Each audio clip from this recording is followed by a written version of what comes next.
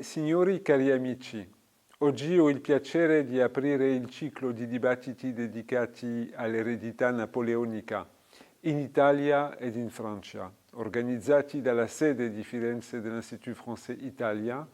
Questi incontri si svolgeranno in formato ibrido e nel corso del mese di maggio, mese in cui cade il bicentenario della morte di Napoleone. L'arrivo nel 1799 di Napoleone Bonaparte al potere chiude un tempo decisivo della Rivoluzione francese.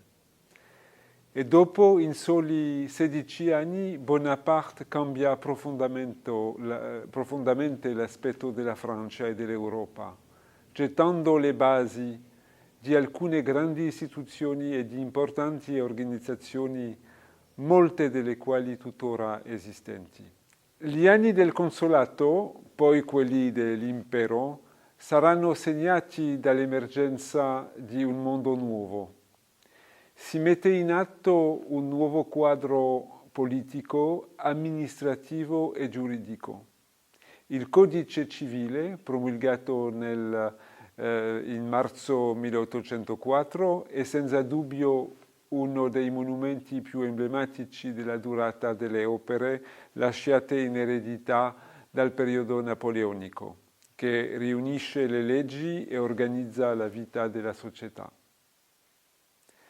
L'organizzazione prefettizia, il Consiglio di Stato, anche se non sono vere e proprie creazioni napoleoniche, assumono con Napoleone la loro forma definitiva. E i grandi codici, oltre quello civile, quello penale, commerciale, eccetera, sono promulgati tra il 1804 e il 1810. Molte di queste istituzioni sono ancora in vigore 2 secoli dopo e sono costruzioni sulle quali la Repubblica francese si appoggia. Napoleone si è nutrito del mito di Roma e voleva farne la sua seconda capitale. La sua famiglia ha una storia italiana e le tracce ne sono numerose. L'Italia e i Bonaparte sono indissolubilmente legati. Ed è proprio questa storia condivisa che è l'oggetto del ciclo di dibattiti che si apre oggi. Organizzato da Palazzo Lenzi a Firenze, il ciclo propone 4 incontri nell'arco di tutto il mese di maggio. Professori, universitari, ricercatori e professionisti, italiani o francesi, parleranno del ruolo di Napoleone nella strutturazione dello Stato, dell'organizzazione del territorio e delle pratiche professionali. I loro interventi si concentreranno su 2 questioni centrali: cosa resta oggi di questa eredità napoleonica? Le lezioni del passato possono illuminare il presente e guidare il futuro. Questo ciclo si concentra sulla visione di Napoleone in campi diversi quali l'urbanismo e le risorse minerarie, l'innovazione tecnica ed artistica, l'organizzazione amministrativa e la modernizzazione della sanità. Sono la potenza e la lunga durata di queste opere che faranno da filo conduttore ai relatori che sono stati così gentili da rispondere al nostro invito. Li saluto tutti calorosamente. Infine vorrei ringraziare Manon Haussmann, direttrice dell'Institut Français Italie di Firenze, e la sua squadra per l'organizzazione e l'ospitalità, nonché tutti i partner, la Scuola di Scienze Politiche dell'Università di Firenze col suo presidente Fulvio Conti, i cui docenti e studenti sono stati coinvolti nell'elaborazione dei dibattiti, il musée Napoléon Ier du château de Fontainebleau ed il suo curatore generale Christophe Beyeler, le cui conoscenze hanno permesso di definire le tematiche e l'iconografia per illustrare le osservazioni dei relatori, e il canale televisivo nazionale italiano Rai Cultura, il cui partenariato permetterà all'evento di essere trasmesso sul canale Rai Storia e di contribuire così a dare ampia visibilità a questi incontri. Ricordo che altri eventi segneranno il bicentenario della morte di Napoleone, in particolare a Roma, Napoli, Milano e in altre città. E lascio ora la parola agli ospiti del primo dibattito dedicato al quadro territoriale. Bonne découverte à tous. Merci, Monsieur l'ambassadeur. Bonjour à tous, bienvenue à l'Institut français de Florence. Aujourd'hui, je vous propose d'entrer dans les coulisses de l'exposition des produits de l'industrie nationale de 1801 et d'en découvrir les fleurons, d'arpenter les galeries didactiques du Conservatoire des Arts et Métiers, d'admirer les savoir-faire exceptionnels des artisans qui magnifient les nouvelles tendances des arts décoratifs sous l'Empire. Je vous propose de plonger au cœur de l'artisanat et de l'industrie, en compagnie du conservateur général du patrimoine chargé du musée Napoléon Ier au château de Fontainebleau, Christophe Beyeler, du directeur du musée Stilbert de Florence, Enrico Colle, et de l'adjointe à l'administrateur général du Conservatoire national des arts et métiers, Pascal Hurtel. Je laisse maintenant la parole à Annick Magnier, professeure à l'école de sciences politiques de l'Université de Florence, qui animera les débats. Alors Pascal Hurtel, pouvez-vous simplement nous illustrer le rôle du Conservatoire national des arts et métiers dans le projet napoléonien, le conservatoire lui-même et ses ramifications dans les autres pays, en particulier en Italie? En fait, le conservatoire, qui a bien sûr été actif pendant la période napoléonienne, n'est pas une création napoléonienne, est une création, comme beaucoup d'autres institutions, disons, d'enseignement et de culture en France, est une création révolutionnaire, même si il y avait des origines, notamment pour ce qui concerne les arts et métiers, dans tout le mouvement encyclopédiste du XVIIIe siècle. Le Conservatoire des arts et métiers a été créé en 1794 avec comme objectif de soutenir les efforts de guerre, notamment de l'armée révolutionnaire, mais pas seulement, de soutenir vraiment l'industrie nationale et de permettre à la France de ne pas se laisser distancer, notamment du point de vue technique, par les très grandes avancées qui étaient faites, notamment en Angleterre, et donc pour permettre de soutenir la comparaison, on va dire, avec les ennemis qui se trouvaient de l'autre côté de la Manche. Un des père fondateur, le père fondateur du conservatoire, je vais dire CNAM, puisque c'est le Conservatoire national des arts et métiers, c'est un peu long, donc on a l'habitude d'utiliser cet acronyme CNAM. Et donc le père fondateur du CNAM, c'est l'abbé Grégoire, qui a eu d'autres combats et qui a eu une importance très grande dans l'esprit et dans la politique de l'époque révolutionnaire, a eu cette idée de dire qu'il fallait donc créer un enseignement libre, un enseignement gratuit, un enseignement qui soit accessible en fait à tous les il y a beaucoup de mots qui seront des néologismes, mais à tous les travailleurs, on va dire, donc les artisans, le peuple de Paris en l'occurrence.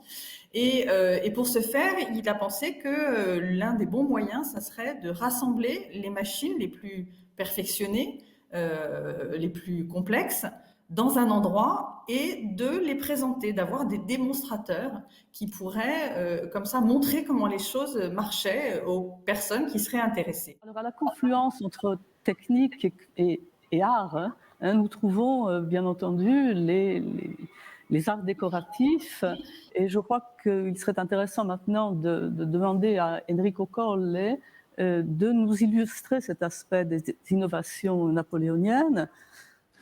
Le arti decorative sono sempre state un importante strumento di promozione non solo culturale, artistica, ma anche economica di tutte le corti europee.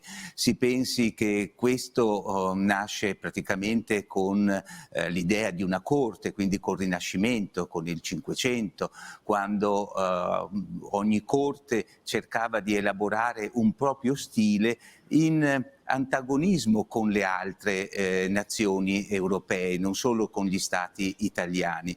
Naturalmente l'evoluzione di questi stili parte appunto dal manierismo, è tutta italiana, e poi viene adottata per esempio in Francia da Francesco I nella famosa École de Fontainebleau, e via via nel Seicento poi anche l'Italia è sempre stata portatrice di nuovi gusti, di nuove mode.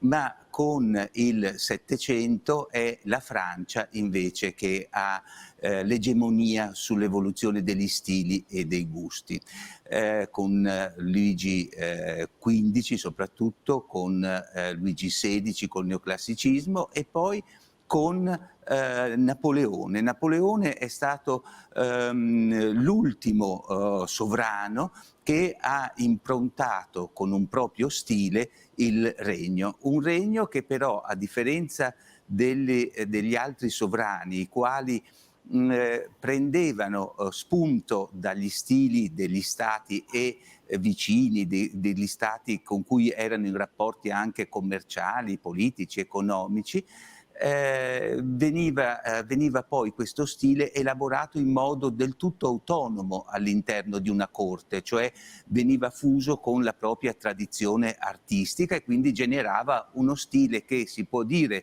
stile barocco, stile rococò, ma si differenzia in modo netto da quello degli altri stati. Quindi il Napoleone crea uno stile che ha nelle sue intenzioni, lo stile impero, è quello di uniformare il gusto di tutte le nazioni europee che aveva conquistato. Quindi è il primo sovrano, si potrebbe dire, che cerca di fare un'Europa unita, anche se in modo molto così egemonico, sotto il gusto della Francia.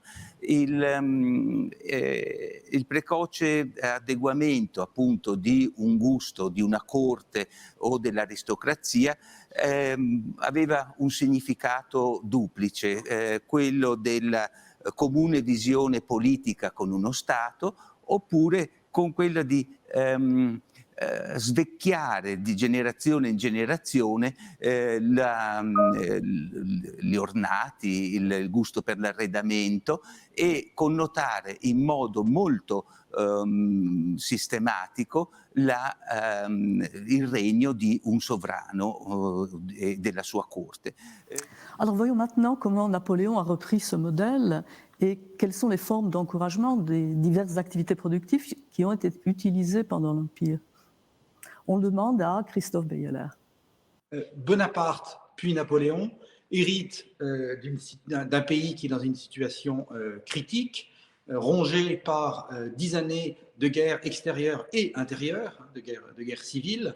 Et donc son grand souci, c'est d'assurer la paix. Et la première condition de la reprise économique, c'est bien sûr une pacification civile, puis une pacification à l'extérieur, la paix de Lunéville avec l'Autriche en 1801 et la paix d'Amiens avec l'Angleterre en 1802, bien éphémère, qui dure à peine 14 mois.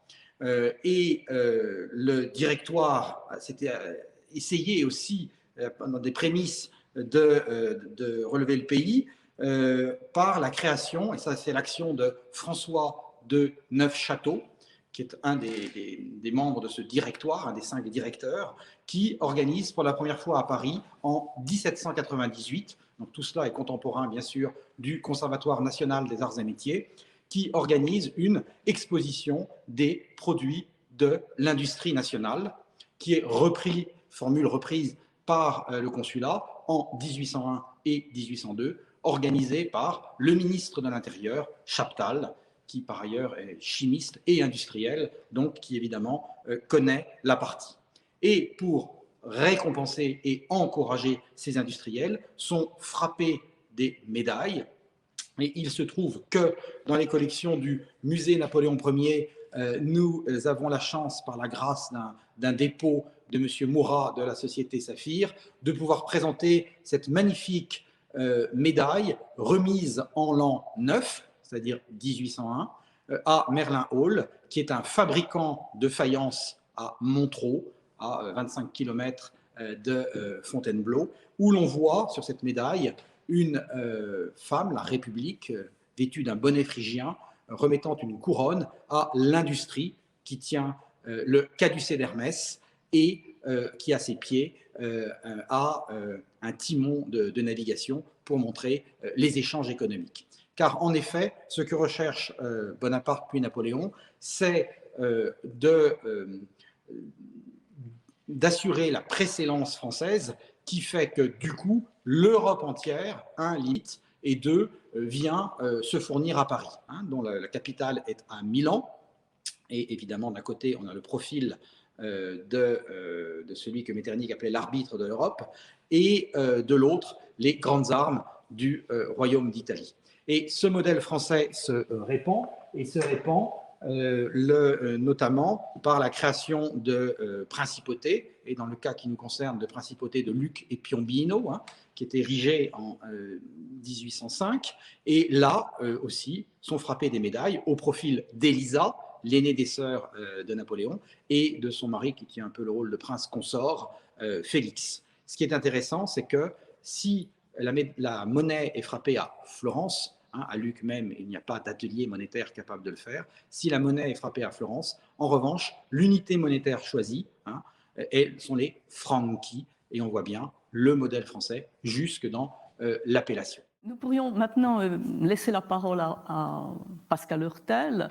Vous nous avez parlé d'un projet politique de promotion des produits et des innovations. Mais quels sont les secteurs qui bénéficient surtout de ces innovations technologiques ?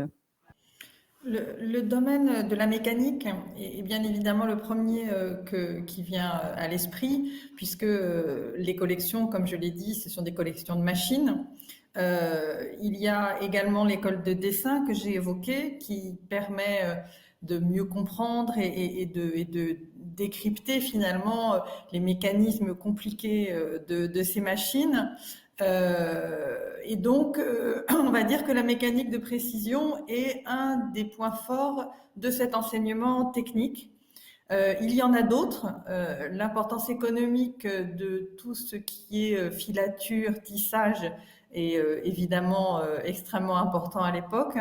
Et donc, une école de filature est également inscrite au programme du conservatoire. Donc là, c'est ce que je disais tout à l'heure, on est un petit peu quand même dans une spécialisation malgré tout, mais finalement, à la fin de l'Empire, cette école ne rencontre pas le succès escompté et elle est fermée. Et puis, à l'époque, bien sûr, et comme pendant encore un certain nombre d'années, l'industrie ne va pas sans l'agriculture, l'agriculture sans l'industrie. Donc, finalement, on voit apparaître au conservatoire des éléments, plutôt des recherches, des formations qui sont liées à ce domaine agricole. Deux exemples, qui est aussi lié à l'activité économique, à l'industrie du tissu, mais on voit dans les jardins de l'ancien couvent, donc les jardins du conservatoire, apparaître des élevages de mûriers, et donc pour permettre l'élevage des vers à soie. Et dans le même ordre d'idée, le conservatoire se lance aussi dans des recherches et de la promotion de tout ce qui est betterave. Et là encore, bien sûr, derrière, il y a toute la question de la betterave sucrière. Voilà. Donc, il y a des domaines comme ça, un peu éparses, qui sont enseignés et dont on voit à chaque fois le lien direct avec les préoccupations économiques nationales. Donc, nous avons parlé d'innovation technologique. Parlons maintenant d'innovation artistique. Christophe Beyeler, quelles sont les filières, les lieux d'innovation artistique qui ont été privilégiées pendant cette période. Il y a là encore un héritage et bien sûr c'est l'école impériale des beaux-arts qui forme des élèves au concours qui tous les 2 ans distinguent les meilleurs et les meilleurs reçoivent une bourse qui leur permettent d'être pensionnaires à la Villa Médicis acquise en 1803 pour être le siège de l'Académie de France à Rome. Donc il y a un système d'enseignement extrêmement structuré. Il y a un homme qui joue un rôle clé qui est Dominique Vivant-Denon, diplomate, homme de goût, graveur, collectionneur, conseiller artistique, et qui, ayant accompagné Bonaparte en Égypte, en est revenu avec une foultitude de croquis et a transposé ces croquis dessinés en planches gravées qui ont été éditées sous forme d'albums, Voyage en basse puis haute Égypte, en remontant le Nil, et qui, lorsque ce volume paraît, eh bien, est d'abord en feuillet, puis en volume total, est évidemment opportunément dédié au premier consul, lequel, à titre de remerciement, eh bien, nomme en 1803 Denon à la tête du Muséum central des arts, ex-Louvre, ou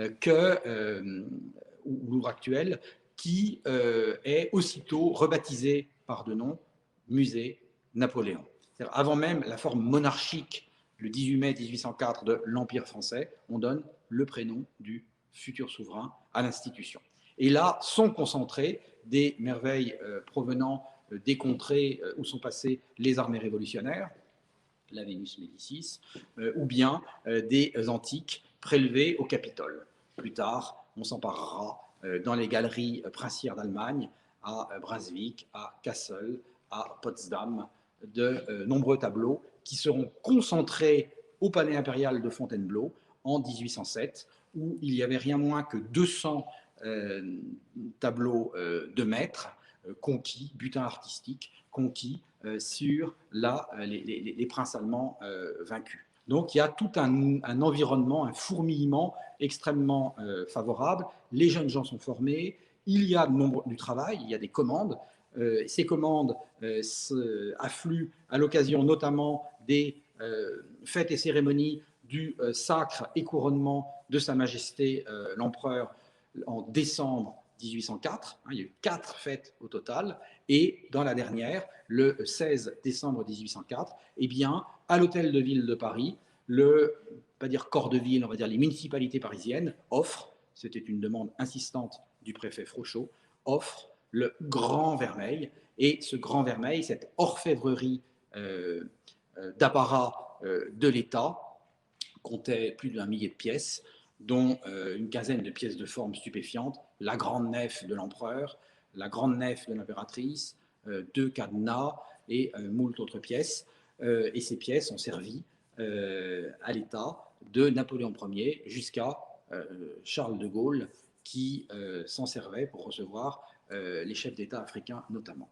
Cette attention pour les objets, pour les arts décoratifs en général, s'étend à toute l'Europe, mais est-ce qu'il s'étend de la même façon, avec les mêmes modalités, les mêmes goûts, selon les pays? Je vais demander à Enrico Colle de nous répondre sur ce point.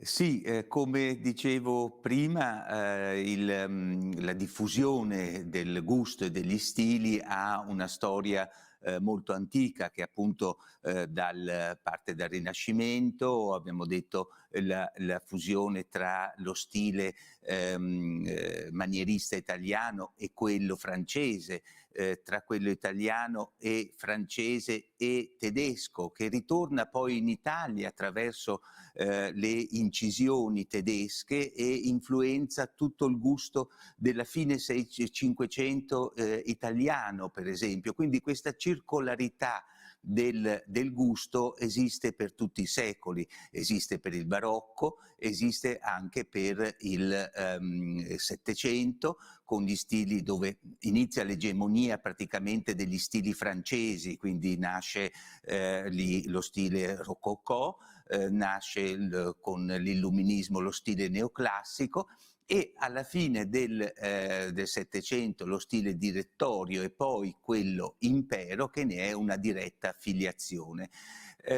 Per quanto riguarda appunto quello che è la creazione dello stile impero, si deve agli architetti Percier Fontaine, che si erano tra l'altro formati in Italia, avevano fatto un viaggio a Roma, si erano fermati a Milano e avevano conosciuto, frequentando le sue lezioni, Giocondo Albertolli, il nostro massimo decoratore in stile neoclassico in Italia. Quindi avevano frequentato i circoli delle accademie, i circoli artistici italiani, e in Francia elaborano questo stile per Napoleone, questo stile eroico basato anche sulla citazione dai fregi antichi romani, e a questo punto lo esportano al Napoleone, vuole che questo stile sia adottato in tutte le sue corti, e quindi ecco che ogni corte però riprende questo stile impero declinandolo a suo modo, a seconda della propria tradizione artistica.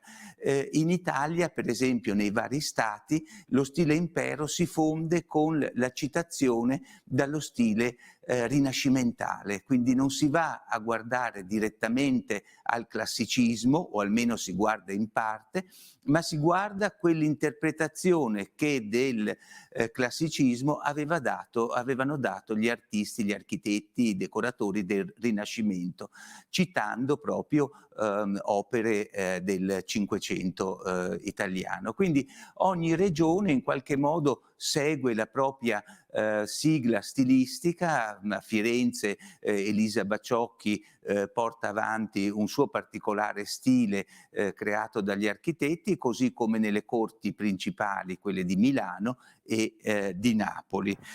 Donc, vous nous décrivez tous un monde dans lequel les commandes publiques s'intensifient, les goûts changent, on introduit de nouvelles techniques de production, mais le travail, comment change le travail à ce moment on va le demander à Pascal Heurtel.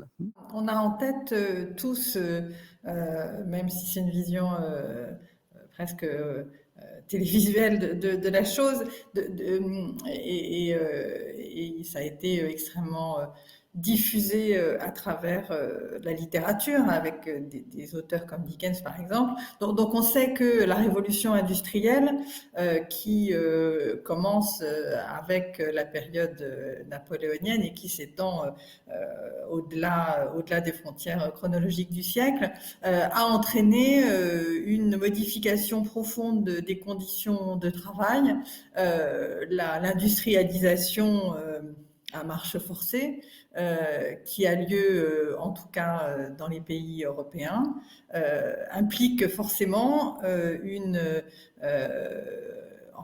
a une répercussion immédiate sur l'activité quotidienne des personnes qu'on n'appelle pas encore des travailleurs, mais qui travaillent dans des usines de plus en plus importantes, dans des conditions de salubrité extrêmement précaires. On voit apparaître, c'est pas une nouveauté, hein, mais le travail des enfants et tout son cortège de maladies, de mortalité ou autres. Et donc, il faut avoir effectivement en tête que cet aspect de l'industrialisation sur les personnes qu'elle emploie et se développent, les conditions néfastes sur les conditions de travail se développent très largement, jusqu'à ce que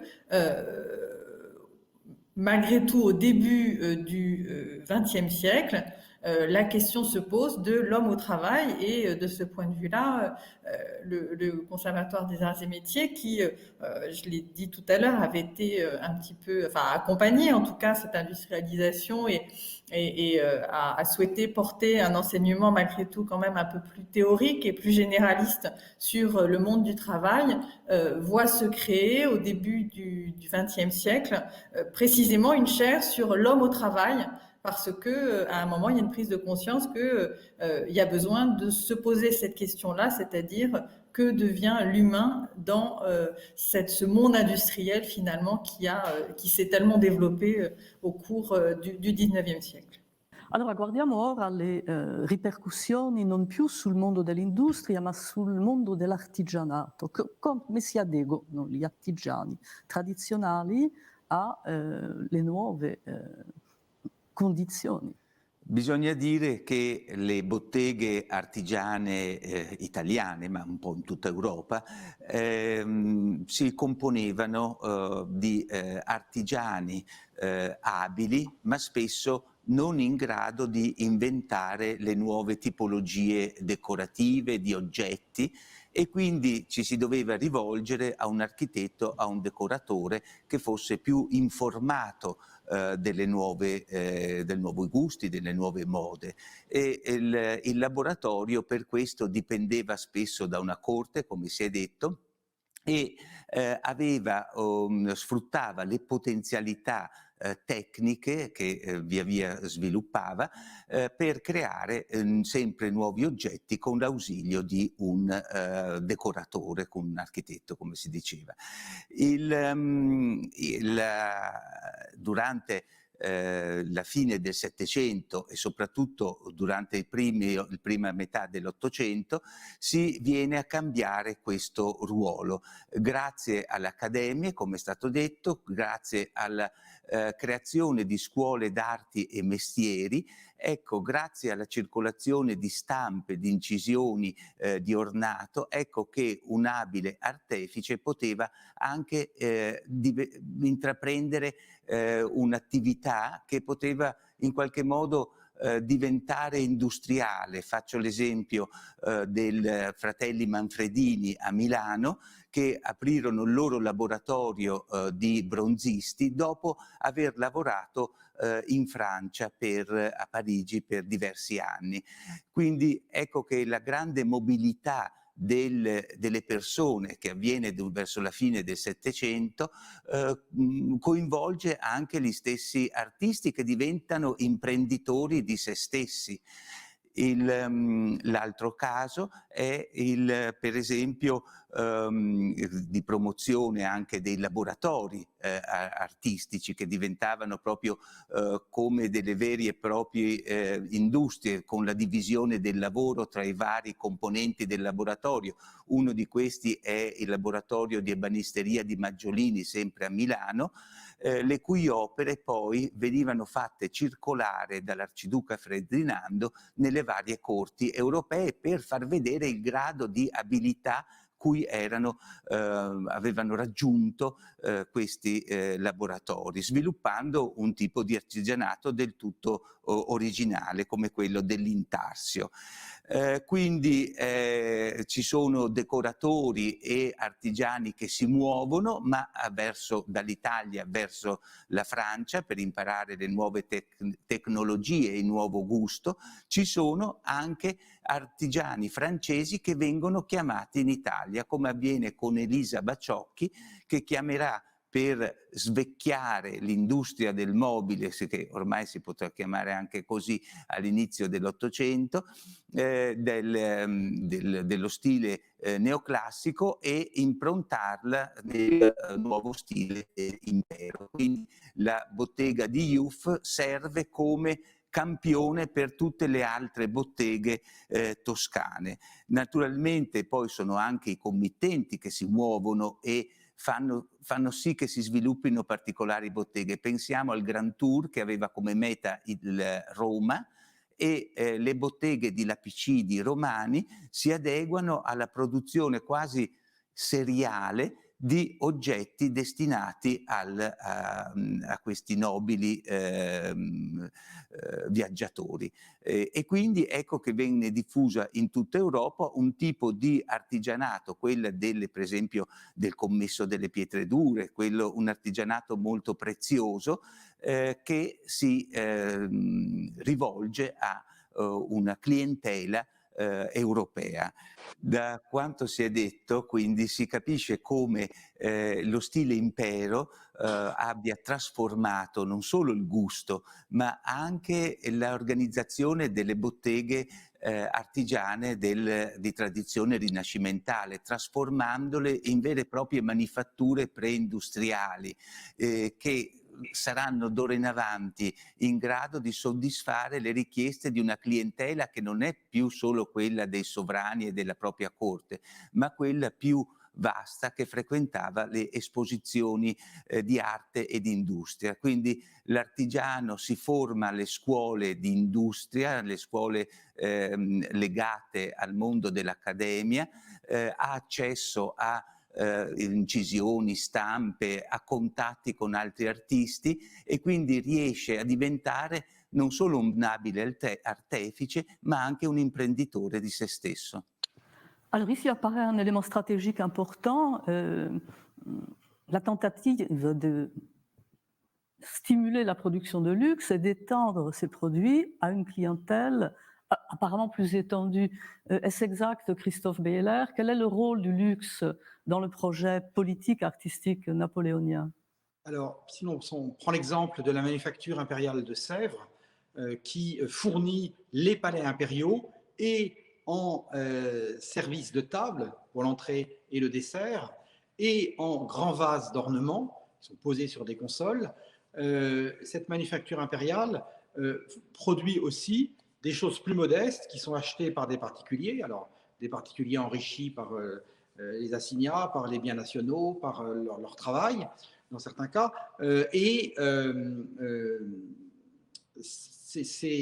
c'est pas le haut de la production est à l'intention de l'empereur, de la maison de l'empereur et de la famille impériale, mais le reste, dans l'entraînement, par cascade, il y a les grands dignitaires, richement dotés par Napoléon, dans le but justement de dépenser leur argent à ces achats. Et puis, on trouve des marchands de bois, on trouve des négociants rouennais qui viennent se fournir à Sèvres. Dans l'idée de Napoléon, qui forme un système, tout est lié. Hein, et lorsque, en 1809, il visite au palais impérial de Fontainebleau l'aile neuve, c'est-à-dire celle où nous sommes, d'où il vient de chasser l'école spéciale militaire transférée à Saint-Cyr au profit d'un appartement double de prince, eh bien, visitant le lieu en 1809, Napoléon déclare explicitement « J'ai voulu donner du travail aux ouvriers de Paris et de Lyon ». Par Paris, ça comprend aussi évidemment les environs. Il y a à Versailles une manufacture d'armes dirigée par Boutet, qui signe fièrement Boutet, directeur artiste. Ce sont des armes d'un luxe inouï et quasi hors de prix, hein, on le sait par le témoignage des visiteurs étrangers.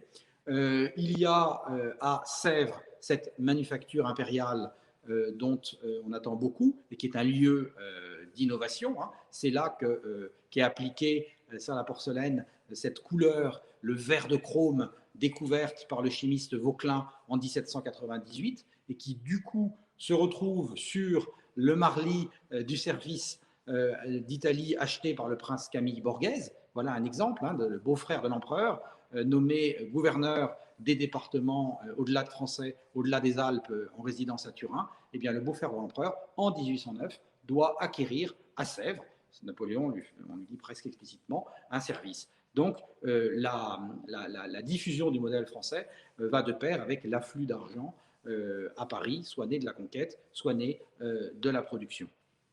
Donc, ce luxe prend des formes, dans certains cas d'art absolument totales. Une coupe allégorique, par exemple, à la naissance du roi de Rome, qui est fabriquée à l'occasion du baptême du roi, pour être prête pour le baptême du roi de Rome, à l'intention de la marraine. Et Napoléon, en compagnie de Marie-Louise, visitant la manufacture, en juin 1811, 2 jours avant le baptême, voit l'objet et le trouve si beau que, eh bien, il l'offre non pas à la marraine, mais à la mère.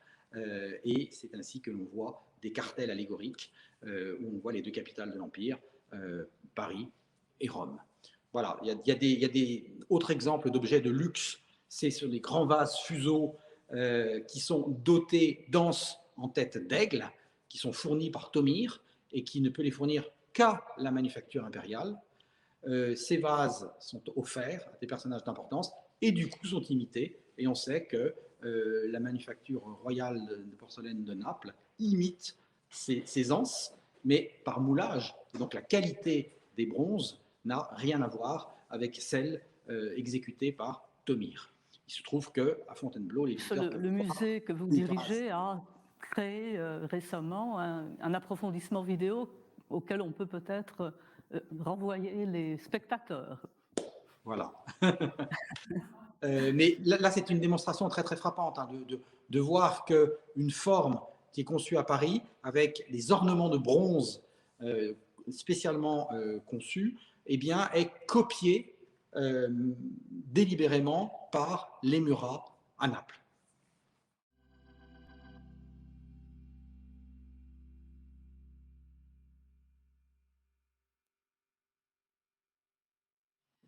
Alors, il me reste à remercier les intervenants pour leur contribution très, très intéressante. Je remercie Christophe Beyeler, Enrico Colle, Pascal Heurtel et également Annick Magnier pour ce voyage à travers l'artisanat, l'industrie, l'innovation, au temps de l'Empire, à la fois en France et en Italie. Comme je pense que les spectateurs auront envie d'en savoir plus, je ne peux que les inviter à aller visiter, quand ce sera possible, les institutions que représentent les interlocuteurs de ce débat, à savoir le musée Stibert de Florence, le musée du Conservatoire national des arts et métiers à Paris et le musée Napoléon Ier au château de Fontainebleau. Je vous donne rendez-vous pour le prochain débat sur le cadre territorial afin de découvrir les grands aménagements au temps de l'Empire. Merci et à bientôt.